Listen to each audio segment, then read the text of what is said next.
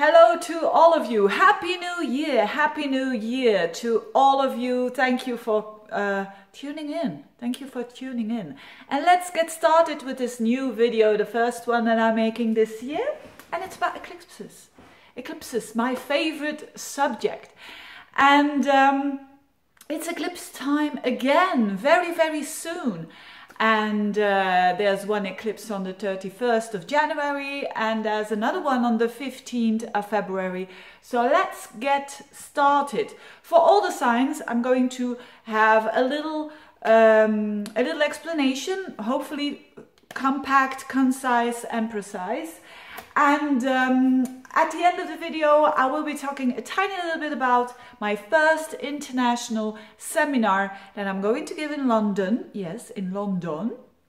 And the subject is going to be exactly eclipses. So stay tuned if you're interested in that. But first of all, the eclipses. I'm going to put a link below about some information if you really are obsessive, nerdy, astrology student and you want to know more about eclipses in depth. I'll put a very old video of mine below, but I think it's a pretty good one because it's explaining a lot about the Saros cycle, and which is hugely important when we talk about eclipses, because eclipses, they come into cycles, and it's an 18-year-old cycle. So eclipses that are happening now at the beginning of February, 15 February, and the end of January the 31st, they are related to eclipses that were happening in 2000. So think back, what was happening in 2000? There might be a link because these eclipses are related. So the eclipses that is happening now is not related to eclipses of last year or in 2017, 2016. No, there's always a relationship between 18 years ago. Okay, so now the eclipses are happening in Aquarius and in Leo. So of course, these two signs will be very important. Other two signs that are going to have a lot of impact and a lot of that are going to feel this a little bit more are Scorpio and Taurus. So these are the four signs that are going to feel these eclipses the most if you've got anything in one of those four signs. And we all have something there. Even if we don't have any planets there or axes there, like an ascendant or a descendant, an IC or an MC, we do have a house, an area of life that talks about that. Okay, so I don't want to make this video too long. So let's get to business here. So what is this cycle? It's the cycle of the first south. That's called in astronomy. That is what the eclipse is all about. It belongs to one south. That's the name of the cycle. And Bernadette Brady has written a book and has looked at the birth of these cycles, and so we know a little bit what is this all about. So we first have to look at that. Then we have to look at the eclipse now, and then we have to look at our personal horoscope. So what is the bottom line, the flavor? And sometimes to tell you the truth, it's not really positive always. Sometimes it's about death and rebirth, and it's about crises. But what is this eclipse one south? What is the explanation? What is the flavor? And I'm very glad to announce that it's a very positive one. And it's about two things. It's about ideas. So this eclipse is a lot about new ideas, and it's about being enthusiastic about it and expressing them. And if they resonate with you, then go for it. I mean, the ideas. That's bottom line. That's the most important thing of this whole video. These eclipses are very much about, you could say, and as it is in Aquarius and in Leo, it's about self-expression. It's about like-minded people, ideas, originality, creativity, that kind of flavor. So, okay, we know this eclipse is a lot about ideas, so let's get inspired here. And we also know that it's a lot about new stuff coming in and going for it and being enthusiastic about it. Okay, remember, during this time, January, February, even a bit further, March and so on. All the most personal planets are going forwards, which is a good thing, which means that if we tackle things, if we do things, it progresses quite quickly. So, very positive, you know, okay, it's not about love, it's not about death and rebirth, but it's about ideas, and that suits very well, doesn't it, with the beginning of this year. And then it's a lunar eclipse on the 31st of January on 11 degrees of Leo, so that will mean the moon will be in Leo, the sun will be at 11 degrees of Aquarius. And then we have on the 15th of February a little stellium in Aquarius on 27 degrees. So the sun and the moon will be in Aquarius. What does it mean? And is there anything special going on with these eclipses? Well, the thing is that it's a strengthening of what I just said. It's a reinforcing of what I just said. Mercury is in Aquarius with these eclipses. And so it means it's about something new. The other eclipse is also about originality, letting go of old things, of course, the one on the 15th of February, but it's also about doing your own unique thing. Remember, where the North Node is, we need to go. So we need to go to Leo, we need to go to new stuff, we need to go to fire, enthusiasm. So it's a bit the same as the origin of this cycle of this eclipse. So it's a reinforcing. I don't want to make it too huge or too, it is what it is. It is a lot about letting go of old ways of thinking, of closure of old ways of talking with people, exchanging new ideas, and it's about look at your unique self and what can you add to the world in your unique expressing something, but make sure that's something new and something unique. So that's for everyone. Let's get started. So it's a pretty good eclipse. It's a very exciting one. It's very positive. There's not really something negative on these eclipses. Yes, on the 15th of February, there is a Mars in a square to Neptune and Venus conjunct Neptune. At its best, it means being expressive, being creative. At its worst, it means not being how would I say, just not seeing what you don't want to see, something like that. But it's very beautifully sextiling also with Saturn, so people will have the feet on the ground. So all in all, I don't want to get too much into detail because then it's nothing anymore. All in all, let's get started with some ideas in January, February. And if we feel good about them, let's set the steps there. Because remember, this full moon on the 31st in January is conjuncting the North Node. So that brings something new. It is like, almost like as if on the 31st of January, we will see something new that has to do with Leo, that has to do with unique self-expression, that has to do with new ideas and opportunities. And it's something new, and we have to launch it already then. And then in 15th of February, it's about letting go of old ways of thinking and communicating with friends. So normally it's first, normally, I mean in normal life, you have to end something and then start something new. Now it's like the other way around. You start something new and then you see, oh, of course, I have to do some cleaning up here.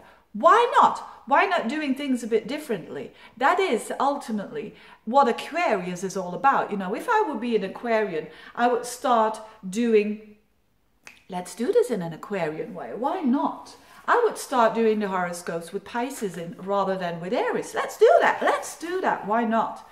You know, we always start with Aries, and let's start with Pisces. You see, it's doing like in the tarot, you could say the Hangman, doing things differently, looking at it differently.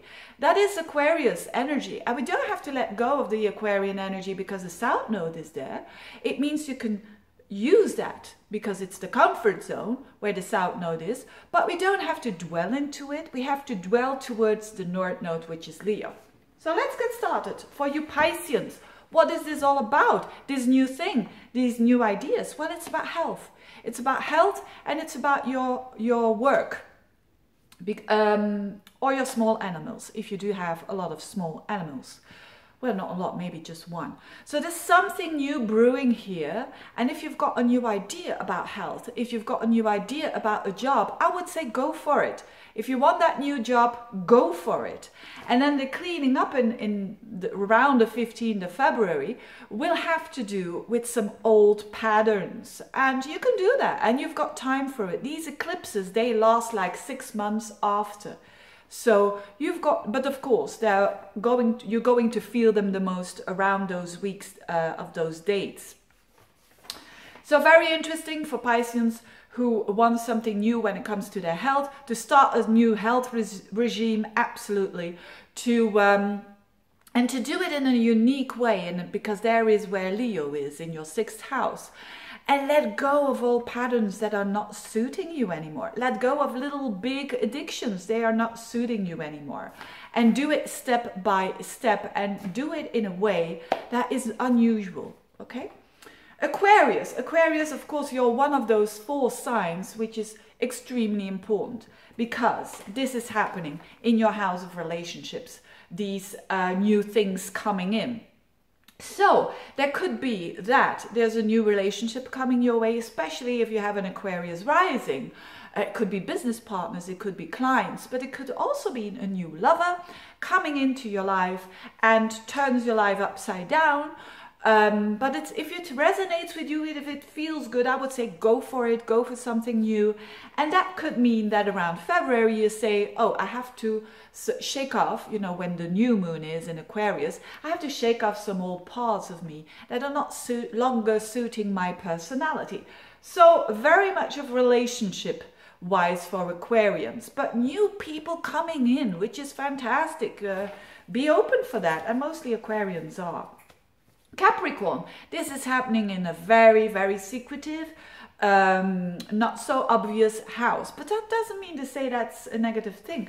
Do something new, something unique when it comes to your psychological research. Try to understand yourself a little bit better. Try to understand the crises that are happening in your life. Why are they happening?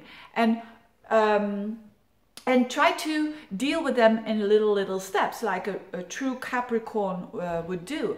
And letting go of some old values that are not longer suiting for you. That's basically it. It could have to do with money as well. There's something new, maybe a new loan that you want to take. And if it feels right and you've done your examination, which Capricorns mostly do, go for it. It could also have to do with intimacy. Maybe you've been fed up with the fact that you're not being intimate with at least one person in your life, and being intimate, you need trust for that. So maybe you're going to work on that, you Capricorns. Very exciting. Sagittarius. Yes, I have a Sagittarius rising, so this is absolutely applicable for me, but also for you out there who've got some Sagittarius energy in them. This is about the intellect. This is about the intellect house. So your 9th house, which is the Sagittarian house, is activated here, which means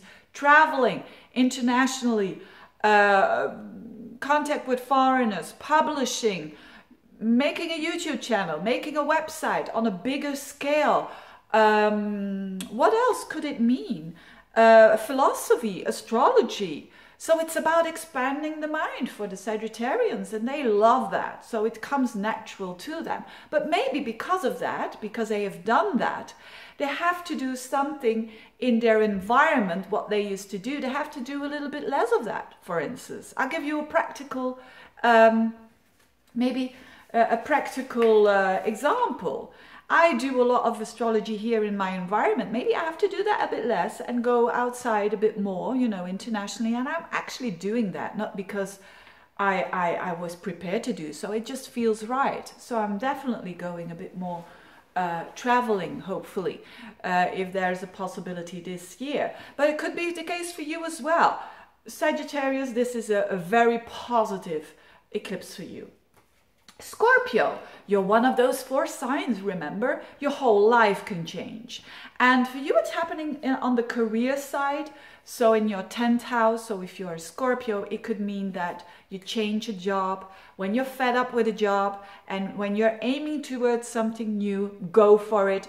Do your actions over there and go for it. Transform it like you're very good at doing.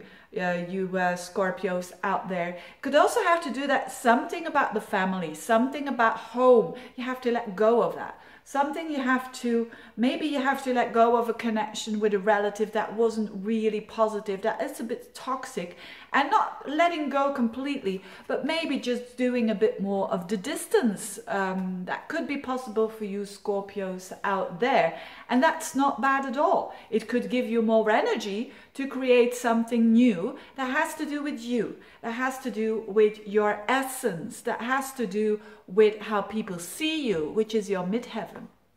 So that could also be that your social status changes, that you're getting married, for instance, or getting a kid or whatever. But anyways, there's a good new things coming up for you when it comes to career, when it comes to, and if you're not having a career, when it comes to how other people see you and how you want to be a part of society and do your tiny little bit. Libra, this is happening in your fun houses. So for Libra, it's a lot about friendships. It's new friendships, new like-minded people coming in, and be open for that, because it's going to give you a warm feeling. That is the 11th house. It's happening in your 11th house, and maybe you will have to let go of some of those the things that are super creative, but that are very much just about you. And maybe you have to focus a little bit more on others as well, and how others give you energy instead of the other way around. Remember, Librans, they are people pleasers normally, especially if you have a Libra rising. Then you certainly, you can have a sun in Aries, for instance, and a Libra rising, and you look like very Libran-like. You look like someone who always wants to do things for other people. Well, maybe now some friends can help you and see new things and do some things with friends. That would be very, very exciting for you. Virgos, this is happening in a very dark house, in a very unconscious house, in your 12th house. The 12th house is unconscious, and it means that there's something new happening there. You could get more psychic. You could also have an interest in faraway countries, because that's also the 12th house. I've seen a lot of emphasis in the 12th house is also faraway countries, doing something behind the scenes, maybe writing, maybe doing something to prepare yourself for later on, the later months, something new.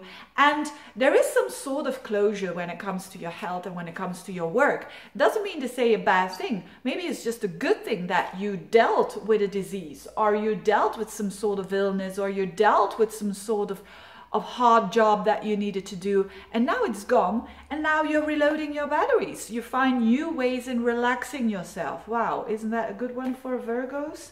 Because they have sometimes problems with relaxing. Virgo is quite a nervous sign, because it's ruled by Mercury, always trying to think about how can I fix things, how can I make things better. So Virgos, it's new things to relax. Maybe you're going to do some yoga, maybe you're going to do some meditation, maybe you're going to do some just swimming. Why not? Or maybe you're going 3 times in a week. You're going to the cinema 3 times in a week, and you just don't think of anything. So the 12th house is the house of ecstasy. No, not ecstasy. What am I saying? Ecstasy. Come on. That would be the negative side of escaping. I wanted to say escape, and I say ecstasy. This, I'm not going to do like this. You know, this is all part of the video. No ecstasy. That will be the negative side of escaping. But what I'm trying to say is the healthy side of escaping, which is going to the movie every now and then. All right, Virgos, you are forearm, this forewarned, this forearm, something like that. Let's go to Leos. Leo, this is happening in your sign. fantastic. Even if you have a sun in Leo, a moon in Leo, and especially an ascendant in Leo, there's something new happening with you. Allow it, open up to it. And maybe, yes, there has to go a certain relationship. There has to be a distancing of a certain relationship that is absolutely not working for you, that is toxic, that is giving you bad feelings. Let it go, let it go. And focus a bit on you, focus on a new you. And if you think that it's not going to be possible, don't think that way. It is possible in every little step you take, every little day after day after day. Take a new you, take a new step, take a new profiling yourself in a different way. Maybe it's a new you without smoking, for instance. Maybe it's a new you without getting into toxic relationships. Whatever it is, it's very exciting for you, Leos. And as I said, stick with the new idea.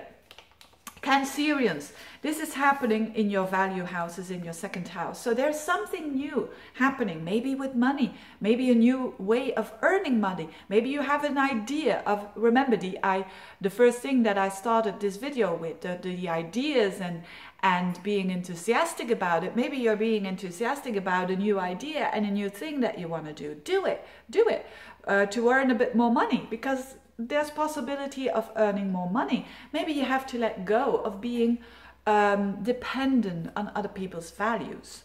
Don't do that so much anymore. Depend on your own worth.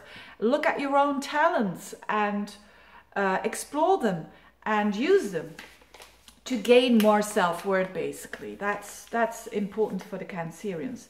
Gemini, just like a bit like Sagittarius, this is all about the mind. You're having this eclipses in the mind houses, and there could be some new idea for you. There could be a new study that you're starting, or there is an old belief that you don't want to be attached towards anymore.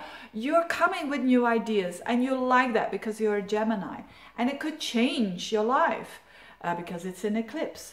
So what is the idea, Gemini, that you're having this year? If you do have that good idea, be enthusiastic about it and go for it. Go for it. Set out the steps. Don't think at the result. Just do it step by step and you'll get there. Very strong mind energy there, so make sure it's positive. Taurians, again, one of those 4 important signs, and this is happening in your 4th house. So for the Taurians, there's something new happening with family or with home. Maybe you're getting a new home. Maybe you are there's a new member of the family that you are expecting. So there's something happening on the axis of the 4th house and the 10th house, which is a basic axis, which is home and family and work. So there could be, because there's a change in status, maybe you're getting married, maybe you're getting a new kid, maybe you are retiring. So something in your status might shift because of this. But there's something warm and heartening happening when it comes to your family, or you trying to make a new family. Even when you would be 50, you know, we can have new starts in the way and the attitude that we have towards creating a warm nest, creating emotional stability. You know, there's a possibility for you to create a tremendous amount of emotional stability, which is important for Taurians, because Taurians, they want stability. They want their feet on the ground, and they will. So good for you. And last but not least, Aries people. This is happening in your fun house. This is absolutely wonderful for Aries people who want to have a new baby, who want to have a new creative idea, who want to do something in the entertainment world, who want to have a new hobby. Start with it, because that's the 5th house, and it's one of the most fun houses of all. And you're having eclipses there, so maybe you are, something about the friendship area needs to change. So that could be, or a bit less friends, or maybe you're saying, I'm having no friends at all.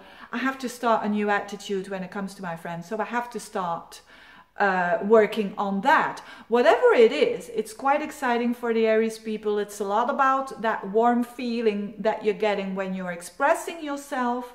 And Aries is already a very expressive sign. So Aries and Sagittarius are going to benefit very easily about these eclipses because it's in Leo. It's a fellow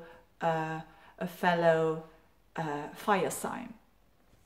Having said that, again, happy New Year. Wish you all the best with these eclipses. It's not a bad one at all. And of course, I mean, these are general horoscopes. But if you say, no, Vila, I want something more personal, I have that. I have that. Stay tuned for the next 2 minutes, because there is an announcement on the 27th of January. I'm going to do a seminar in London on 9:30 a.m. until noon, something like that. All the details find below. Be quick in your response, and if you really want to purchase that seminar, it's rather cheap for so many hours. So it's democratic, I think, and it's in a hotel which is very close to all the trains, things, and that. You know, I'm a Virgo, I keep things practical. So please do come. I would love to see you there. And we're going to talk about the eclipses. And again, I did a webinar, remember, a couple of months ago. And the good thing about that webinar was that I was getting personal with people. And with personal, I mean, I look at your personal chart. You may send it to me in advance. And I'm going to look at it where your, you know, the tailor-made work that we do as astrologers is possible when you're going to that seminar. I'm going to tailor-made that, preparing that, of course explaining something about the eclipses as well, but then plotting it in your horoscope. And then there's a very personal message, of course. So if you like that, if you like to, I don't want this to be a big seminar, because otherwise I cannot get that personal. So if you're really interested, don't wait too long. Because there will be a limited amount of people that I'm allowing to that seminar. But anyways, if you want to have more information, look at the link below. It's on my website. And thank you again for watching. I wish you all the best for 2018 and see you next time. Bye-bye.